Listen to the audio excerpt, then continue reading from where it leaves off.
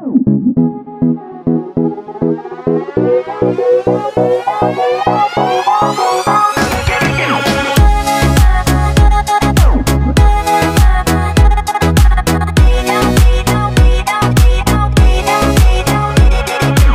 تو اصلا حالم خوش نیست، بی تو تنها سرگردونم. باید امشب پیشم باشی، شاید با عشق و برگردونم. بی تو اصلا حالم خوش نیست، بیرم برگرد سرگردونم. کاشکی امشب پیشم بودی، کاشکی عشق و برگردونم. آی تو الان دلت کنار کی خوشه؟ منو عذاب این جدایی داره میکشه.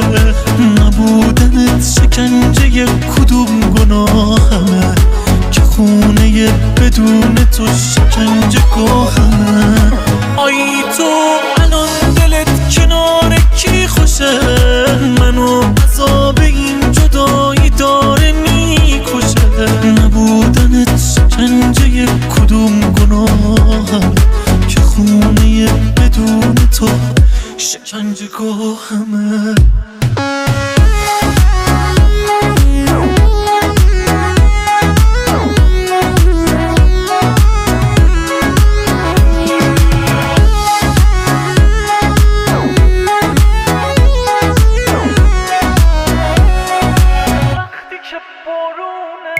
باز من دیوونه وقتی که بارونه، چترمو میبندم تا که دلم باشه.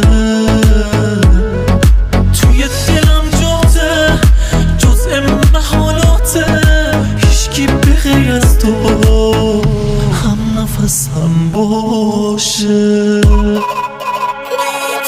آی تو الان دلت کنار کی خوشه؟ منو عذاب این جدایی داره میکشه. نبودنت شکنجه کدوم گناهمه که خونه بدون تو شکنجه گاهمه. آی تو الان دلت کنار کی خوشه؟ منو عذاب این جدایی داره میکشه. نبودنت شکنجه کدوم گناهم که خونه بدون تو شکنجه گاهمه.